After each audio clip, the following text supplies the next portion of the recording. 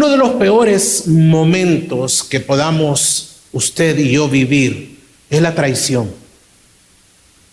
La traición, ya sea de un esposo, de una esposa, de los hijos, de un familiar muy querido, de los amigos, de un jefe. O cuando nos sentimos desanimados y tristes, cuando las cosas no pasan como nosotros lo hemos querido, o lo hemos planeado, o hemos realizado. Y hemos hecho de todo para que las cosas salgan como queremos. Eso puede traer a nosotros una de las armas, y puede ser utilizado, una de las armas más fuertes que Satanás tiene, que es el desánimo. Desanimarnos, ir a la iglesia, continuar en el Señor, leer su palabra, buscar de su voluntad. Hoy en esta mañana veremos cómo Jesús fue traicionado, abandonado, golpeado y se mantuvo firme sosteniendo siempre quién era Él. El Evangelio de San Marcos es el más corto de todos los evangelios y el primero que fue escrito. Vamos a hacer un contexto del Evangelio. Su escritor fue Juan Marcos, quien era primo de Bernabé, que nosotros escuchamos en Hechos. Fue escrito probablemente en la persecución de Nerón hacia los cristianos. Marcos escribió el Evangelio, se dice que lo escribió en Roma, para los creyentes que vivían en esa ciudad antes de la destrucción del templo de Jerusalén en el año 70 después de Cristo. Cerca también de la muerte del apóstol Pedro. Fue escrito para presentar los hechos y la vida, muerte y resurrección de nuestro Señor. Y es el evangelio que más narra los milagros de Él. El imperio romano, con todo su poder en aquel tiempo, dominaba todas las regiones de alrededor y había comenzado una persecución o a perseguir a los cristianos. Por lo tanto, el Evangelio de San Marcos quería animar a los cristianos que estaban sufriendo en aquel momento. Es por eso que este Evangelio es de mucho ánimo para los creyentes que son perseguidos por creer en Cristo y caer en ese desánimo. El protagonista y servidor en este Evangelio es el Hijo de Dios, quien también es hombre, quien vivió de manera humana y experimentó hambre, asombro, cansancio, molestia, desánimo probablemente y muchas otras cosas más. Es en el Evangelio de Marcos que por primera vez, hermanos, Jesús declara que Él es el Mesías prometido. En su contexto, en el capítulo 12, Jesús viene hablando acerca de la resurrección, acerca que Dios es un Dios de vivos. Y hace una declaración, yo soy, que después en el versículo 35 el Señor hace la pregunta que por qué los escribas decían que el Cristo es hijo de David. Jesús viene hablando acerca de ese Mesías, el Cristo, pero aún no dice que es Él. En el capítulo 13, de los versículos 1 y 2, viene a hablar sobre una de las profecías acerca del templo y una de las acusaciones que se le hacen en los capítulos que vamos a ver. Luego habla sobre las señales antes del fin, siempre en el capítulo 13, y una vez más menciona la palabra Cristo, así como en el versículo 26 menciona la frase el Hijo del Hombre. Ahora, ya en el capítulo 14, de los versículos del 1 al 50, las autoridades de aquel momento religiosas ya están planeando arrestar al Señor y acusarlo de blasfemia. También Jesús es ungido por la mujer en Betania, ya que está pronto a ser entregado. Ahí vemos que Judas lo ofrece ante los sacerdotes. Luego Jesús también celebra la Pascua y ahí mismo, en la última cena, anuncia la traición de Judas como también la negación de Pedro. Pero también que como hijo del hombre, sabiendo su destino, clama al Padre en el Getsemaní. Sabe que su hora ha llegado, experimenta aflicción y es arrestado en ese momento. Y sus discípulos lo abandonan. Ahí llega el versículo 50. Ese es todo el contexto. En esta mañana, por medio de estos textos, podamos ser animados, hermanos, a que no seamos como Pedro y el joven, sino que admiremos la actitud humilde y valiente de Jesús, que en medio de enfrentar la muerte y el sufrimiento, no huyó ni negó quién era: el Cristo, el Hijo del Hombre. Hay dos personajes al inicio del texto. Quiero que vayamos a los versículos 51 y 54. Vamos a ver qué está pasando acá, el joven y Pedro. Dice así: cierto joven le seguía vestido solo con una sábana sobre su cuerpo desnudo, y lo prendieron, pero él, dejando la sábana, escapó desnudo. Y llevaron a Jesús al sumo sacerdote, y se reunieron todos los principales sacerdotes, los ancianos y los escribas. Pedro le siguió de lejos hasta dentro del patio del sumo sacerdote. Estaba sentado con los alguaciles, calentándose al fuego. Jesús había sido arrestado horas antes, y todos los que estaban con él lo habían abandonado, como lo vimos en el versículo 50. Todos sus discípulos abandonado. Pero cierto joven también le seguía, y lo que vemos dentro de esa escena es que está vestido de una sábana, pero está desnudo, y lo arrestan a él.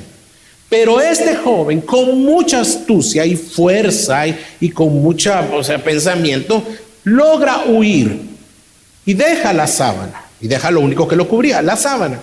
Y el hombre este joven sale, mire, corriendo, desnudo. No sabemos quién es, no lo dice el texto, ni vamos a especular sobre tal, porque ni al escritor le interesa dar y decir quién es ese hombre. Mientras tanto, Jesús es llevado ante el sumo sacerdote y a enfrentarse con todos aquellos que deseaban matarlo. Pero al mismo tiempo aparece Pedro en la escena. Pedro se sienta junto con los alguaciles. Estos mismos alguaciles van a tener un protagonismo después. Está sentado con ellos. Probablemente él dijo: me voy a sentar ahí y no me va a pasar nada. Este era el pensamiento. Creyó que él se podía estar seguro ahí, que no iba a suceder, no le iba a pasar. Además buscó calentarse junto al fuego, dice el texto. Parece que había mucho frío en ese momento. Recordemos que había una revuelta hora antes del arresto del Señor. Había un gran movimiento por la noticia. Eso es lo que está sucediendo en ese momento. Jesús arrestado, el joven huye, Pedro cree que ahí va a estar seguro, se va a sentar junto a los alguaciles, pero es interesante que la palabra dice que Pedro le seguía de lejos. Y vemos que él jamás, nunca hizo algo por el Señor. Pero horas antes, Pedro había abierto su boca y le dijo al Señor en unos versículos, en el versículo 29, en el versículo 29, siempre del capítulo 14, le dice: entonces Pedro le dijo: aunque todos se aparten, yo sin embargo no lo haré. Se puede imaginar Pedro: aunque todos se aparten, Señor, yo no lo voy a hacer. Yo soy el que soy también, Señor. Yo aquí voy a estar contigo. Y leemos que no solo le dijo eso, sino que insistía en ciertas palabras. No le dijo solo que se apartaría, sino que moriría con él. El versículo 31 lo dice, pero Pedro con insistencia, fíjense bien, repetía: aunque tenga que morir contigo, no te negaré, Señor. Y le insistía.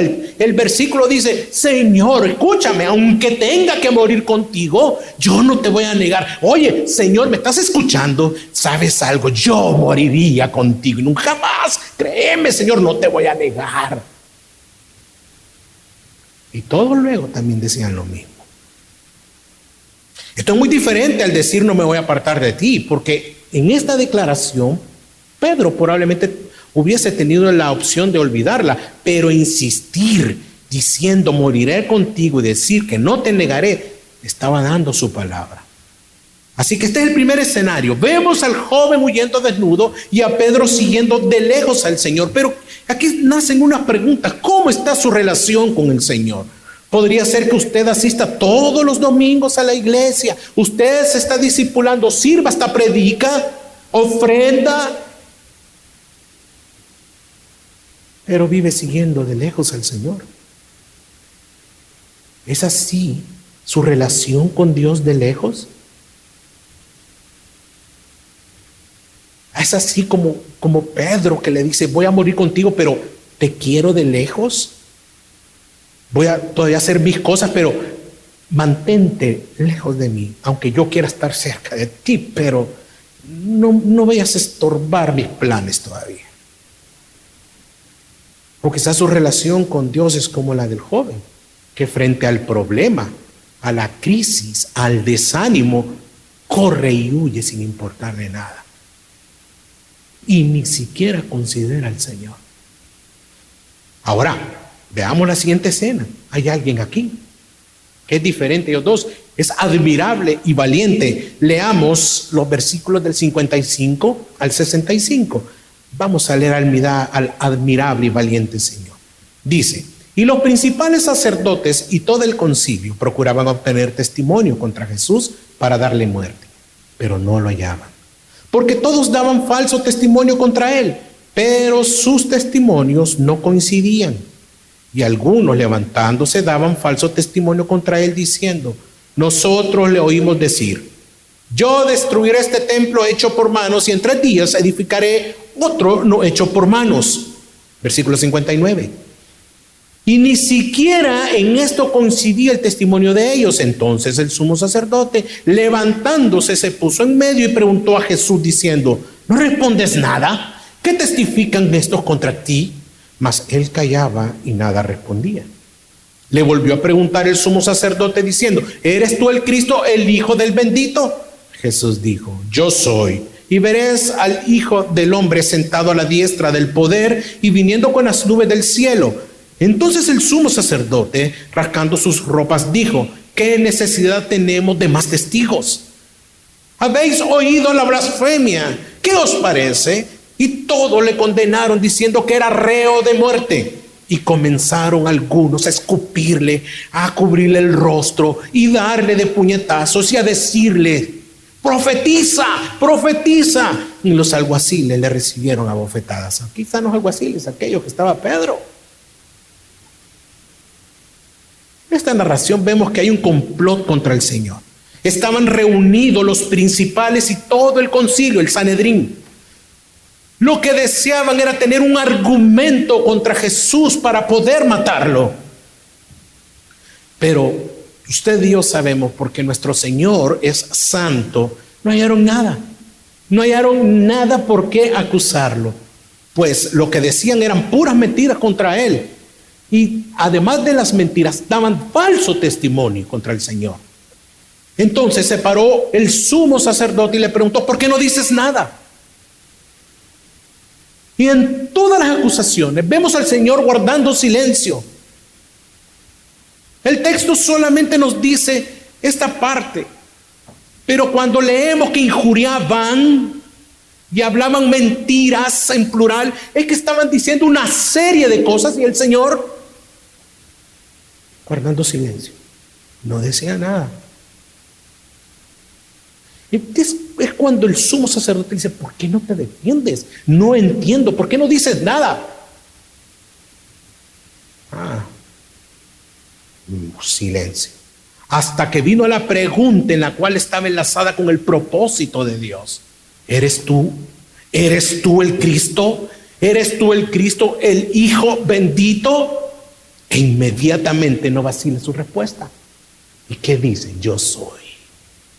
Inmediatamente después venía la lluvia de acusaciones, estaba la lluvia de acusaciones, él guardaba silencio, pero cuando tocan el punto medular, ante que él se rendía a la obediencia al Señor, el propósito de Dios, él sí tenía que defender eso, no vaciló y él dice: yo soy. Y veréis al Hijo del hombre sentado a la diestra del poder y viniendo con las nubes del cielo. Inmediatamente se asombra este hombre, el sumo sacerdote. La acusación era porque Jesús decía ser el Mesías, el Cristo, el Salvador de Israel. Por lo tanto, en la mente de este sumo sacerdote, y lo vemos en el texto, Jesús declara por primera vez en todo el Evangelio que Él es el Cristo que habla en Daniel capítulo 7, versículo 13. Por eso que el sumo sacerdote conocía esa parte. ¿Cómo? Daniel 7 dice, claro, no dijo Daniel 7, versículo 13, obviamente, pero él conocía las profecías. Ahora nosotros sabemos que es Daniel 7 y está en la pantalla y dice: seguí mirando en las visiones nocturnas y he aquí con las nubes del cielo venía uno como hijo de hombre que se dirigió al anciano de días y fue presentado ante él. El rey de Daniel 7 tiene cumplimiento aquí en Marcos 14. Qué poderoso, hermanos. Porque toda la escritura señala ¿a qué? A Cristo. En otras palabras, Jesús le dice: yo soy quien habla el profeta Daniel. Hermanos, este texto nos presenta al Cristo, al Mesías profetizado en el Antiguo Testamento. Jesús es el Hijo del Hombre que viene a derrotar a todos los reinos de la tierra, porque Él es el Rey. Gloria a Dios, amén. El Hijo del Hombre, quien es el Mesías, que recibirá el reino de su Padre en su segunda venida y gobernará sobre toda la tierra, que incluye a todas las naciones y todas las cosas. Así que vemos un énfasis bien claro, que Jesús declara que es el Cristo, el Hijo del Hombre, aun cuando está siendo enfrentado a la muerte y sufriendo frente a los principales y el sumo sacerdote, y habiendo sido abandonado. No cayó.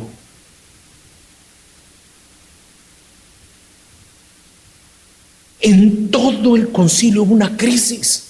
Cuando dijo esa declaración, su Señor, mi Señor. Claro, el sumo sacerdote sabía lo que implicaba que Jesús dijera esa declaración y rasga sus vestiduras. Se puede imaginar ese hombre. ¿Qué está diciendo? Y hacer esto, el rasgar sus vestiduras, era un signo de duelo que expresaba dolor, conmoción, tristeza, horror. No puede ser. Realmente la declaración del Señor había llegado a lo más profundo de este sumo sacerdote. Así que todos en ese momento, en ese instante, estuvieron de acuerdo en algo. ¿Cuál era el veredicto? Según el texto, la muerte. Que muera. Porque ha blasfemado de acuerdo a la ley. Y fue ahí que comenzaron, hermanos, a escupirle, a pegarle.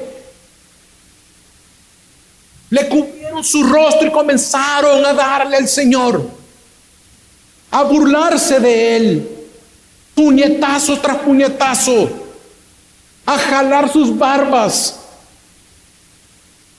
Todo por haber declarado ante ese tribunal impío que Él era el Señor. El haber declarado esta verdad implicó para Él sufrimiento y después la muerte. En medio de todo eso, Él ni siquiera salió corriendo. E intentó, como el otro joven, cuando lo agarraron, como pudo, le dejó el manto y se fue, la sábana, y se fue. Jesús no, ni siquiera intentó. En medio de todo eso, vemos la continuación. En medio de todo eso, está sucediendo algo. Y vemos la continuación de la primera escena. Recuerde que Pedro, ¿dónde está? Sentado. El hombre que había dicho: voy a dar la vida contigo, sentado bien calentito, tomándose un café con chocolate, con marshmallow. Con los alguaciles estaba. Ay, qué frío, ¿verdad? Ay, estos mosquitos que me pegan. Y el Señor estaba tranquilo. Pero veamos la continuación, los versículos 66 al 76, al 72. Vemos la negación de Pedro.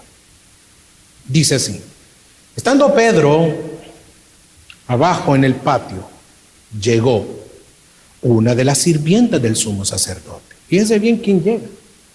Una de las sirvientas ¿de quién? Del sumo sacerdote.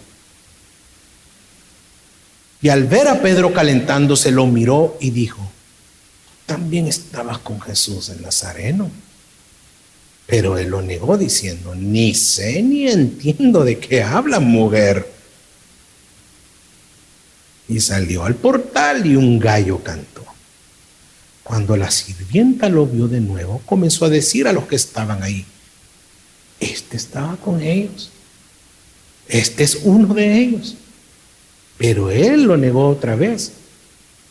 Y poco después los que estaban ahí volvieron a decirle a Pedro, o sea, ya era un grupo de hombres: seguro que tú eres uno de ellos, pues también eres Galileo. Pero él comenzó a maldecir y a jurar: yo no conozco a ese hombre de quien habláis. Al instante un gallo cantó por segunda vez. Entonces Pedro recordó lo que Jesús le había dicho: antes que el gallo cante, 2 veces me negarás. 2 veces, me negarás 3 veces. Y se echó a llorar. Vemos en estos versículos que Pedro aún no había entendido quién era Jesús. Ese es el todo de Pedro. Recordemos que Pedro se sentó al lado del fuego calentándose mientras el Señor estaba recibiendo toda clase de golpes y burlas. Esa es la escena. Pedro negando y el Señor allá al otro lado recibiendo todo eso. Y una mujer, la sirvienta del sumo sacerdote, llega a él, le reconoce y le dice que lo había visto con el Señor.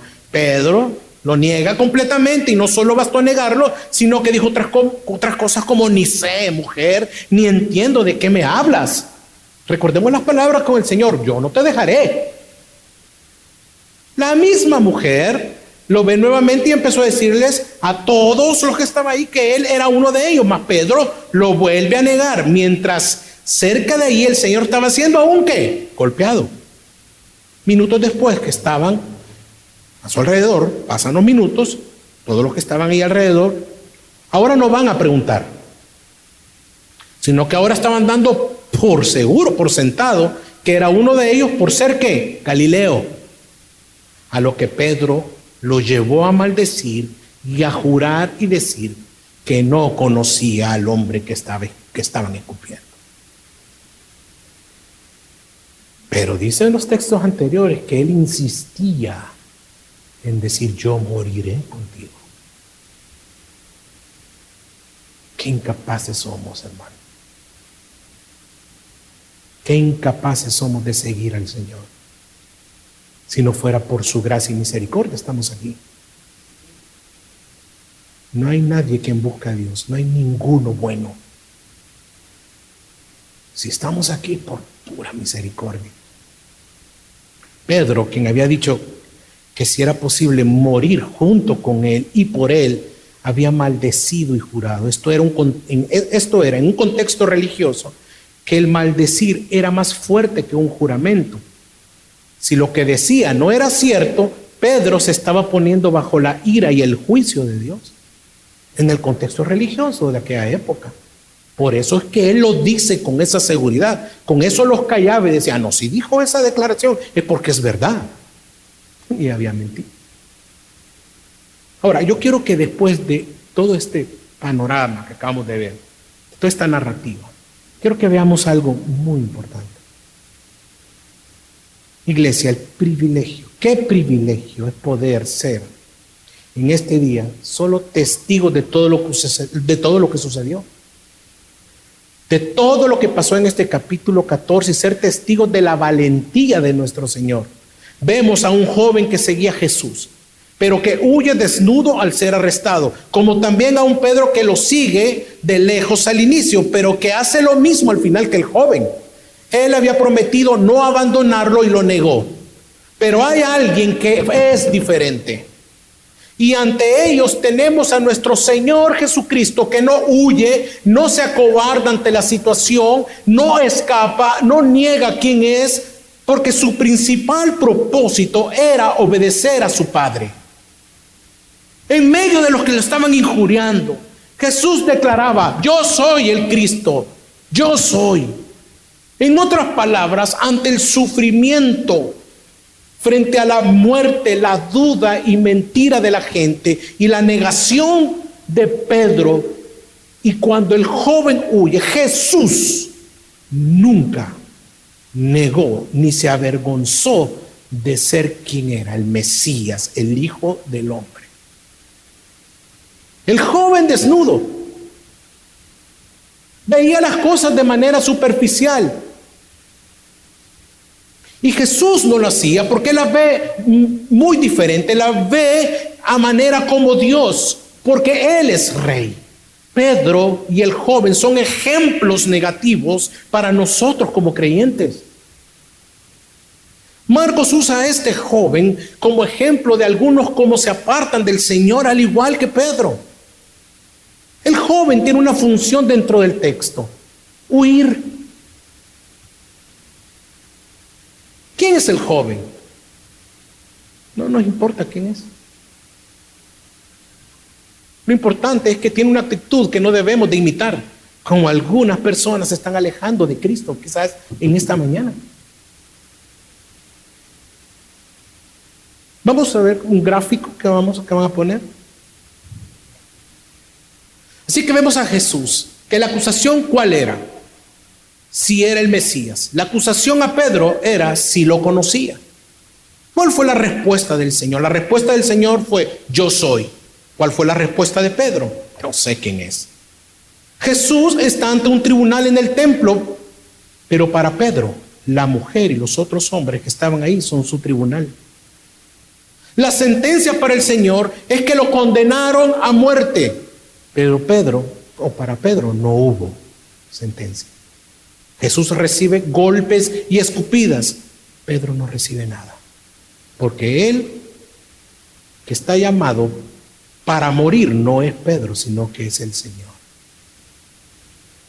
Observamos, hermanos, dos extremos.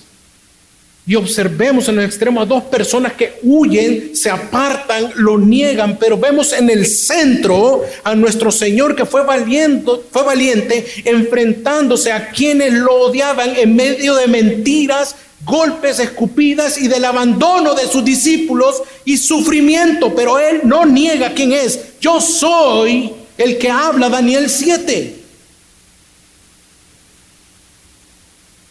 Es por eso, hermanos, que este evangelio, este texto que estamos estudiando, nos anima a que no seamos como Pedro y como el joven, sino que admiremos la actitud humilde y valiente de Jesús, que en medio de enfrentar la muerte y el sufrimiento, no huyó ni negó quién era el Cristo, el Hijo del Hombre. Sin esa actitud valiente de Cristo, nosotros no hubiésemos sido redimidos, no estuviésemos aquí. ¿Qué Dios más grande tenemos? ¿Qué Dios más misericordioso tenemos? Él en el primer intento hubiese dicho: yo, ¿por qué voy a estar acá? Me voy, allá me sirven, soy Dios. Pero fue humilde. ¡Qué valiente! Hermanos, tenemos un Dios valiente. Es nuestro Dios, es Rey. ¿Usted no admira a Jesús? ¿No admira en este texto lo grande que es? Sí.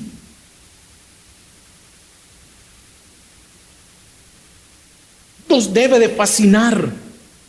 Debemos de admirarlo. Porque sin este versículo, sin este capítulo 14 no hubiese pasado, usted y yo no estuviésemos aquí. El versículo 62 dice: Jesús dijo: yo soy, y veréis al Hijo del Hombre sentado a la diestra del poder y viniendo con las nubes del cielo. Con esta declaración, Cristo se entregó a la muerte.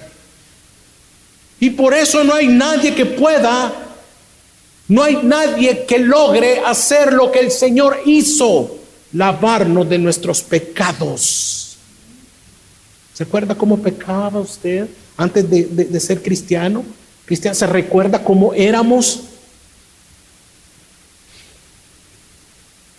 ¿Se recuerda esa vida sin sentido? Cuando se quería suicidar, cuando quería hacer lo peor para usted, andaba desanimado, sin sentido en su vida. Pero hubo alguien que lo amó, que lo lavó para su gloria.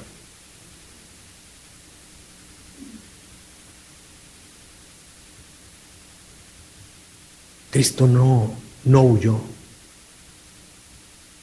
Solo Cristo, quien murió y no huye, no se rehúsa a ir a la cruz, no cayó, sino que fue golpeado, escupido, y Él mismo, dice el texto, Él mismo se humilló.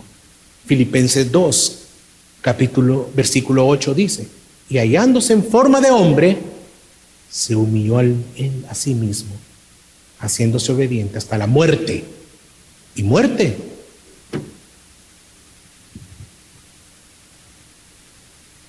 Este es el evangelio de nuestro Señor Jesucristo. Así es, murió, pero también resucitó al tercer día. Vivió una vida santa, una vida sin mancha.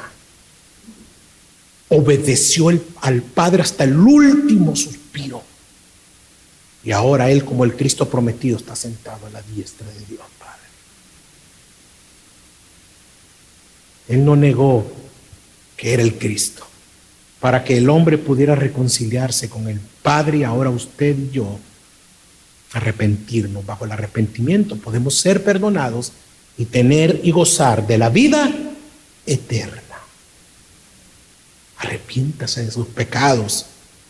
No los calle, confiéselos hoy. Confiéseselos al Señor y Él lo va a perdonar, porque no tenemos a un Señor que fue cobarde, sino que enfrentó la muerte para que usted y yo ahora podamos gozar de esa vida eterna. Él es nuestro Dios. Dos extremos grandes. El joven huyendo, Pedro negándolo, y el Señor valiente. Hermanos, cuando nos va mal y estamos desanimados, muchas veces ya no estamos dispuestos a seguir a Jesús hasta la última consecuencia. ¿Es ese su caso? O está aquí tal vez sirviendo y desanimado, triste, porque fue abandonado o abandonada. Sí, yo sé, causa dolor, pero ve a la cruz. Que tenemos a Jesús que no huyó, que en medio del sufrimiento, hermano, murió para que usted y yo tuviéramos paz para con Dios. También el joven hace lo mismo que Pedro, huir.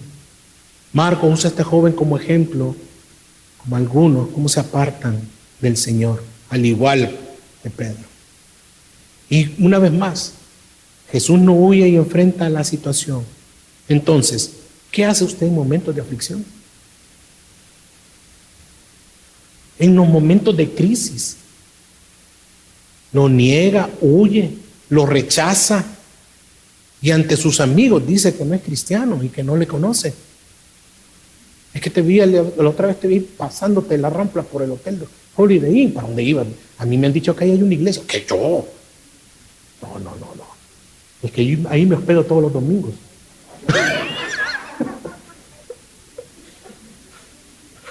No. Cuando está el problema y la crisis. Me acuerdo que recién convertido, al año de convertir, y me iba a casar, ya lo he contado acá. Estaba totalmente atontadito con la muchacha. Me iba a casar con ella y unas meses antes me dice: no me voy a casar contigo. Ahí está el vestido, aquí está el anillo, pero no me caso contigo por una sola razón: no te amo. Estaba recién convertido y entré en un desánimo y un dolor en mi corazón, y yo le decía al Señor: qué bárbaro, menos mal dices que es Dios de amor y me quitaste el amor de mi vida. Qué bárbaro, Señor, ¿por qué no me sale así las cosas? Y menos mal te estoy sirviendo, y menos mal hago esto. Y, hermano, si algo podemos hacer en la iglesia, no es porque hemos tenido algún mérito, es por pura gracia y misericordia.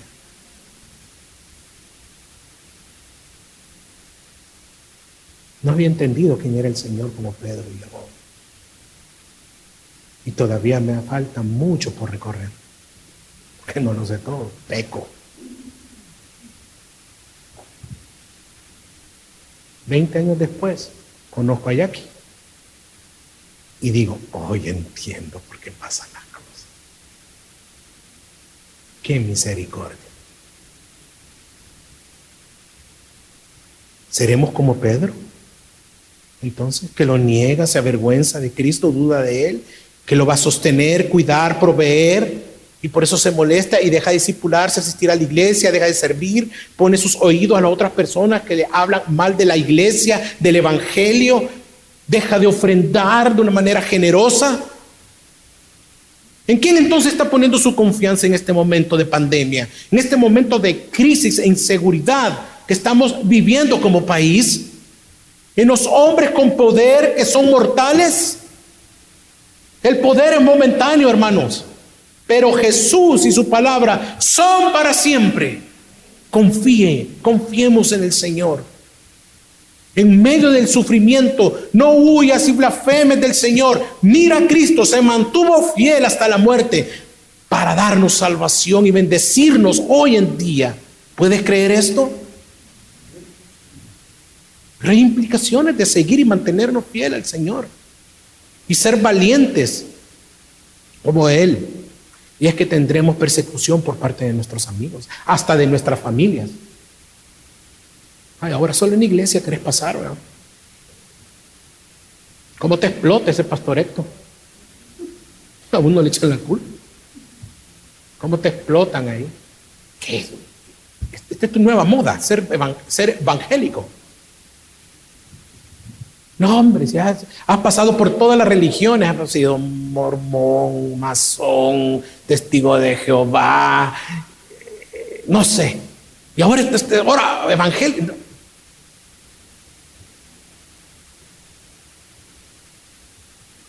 Pero lo que la gente no sabe es que hemos nacido de nuevo y ahora mora en nosotros su espíritu. Que no somos nosotros que estamos actuando y viviendo la vida cristiana. Es Cristo a través de su palabra. Entonces hay implicaciones. Vamos a tener persecución, así como la tuvo Pedro, así como lo tuvo el joven. ¿Cuál va a ser nuestra actitud? ¿Cómo vamos a reaccionar ante todas estas verdades que hemos estudiado hoy? Recuerde que el Espíritu Santo nos dará la fuerza y la convicción para no negar al Señor con nuestra vida, con nuestra boca, con nuestras actitudes. Amigos, invitados en esta mañana, ¿te has venido negando a asistir a una iglesia por el temor a la burla de tus amigos? Que se rían de ti, te digan cosas que no podrás soportar o que te vayan a avergonzar. ¿Cómo es tu vida?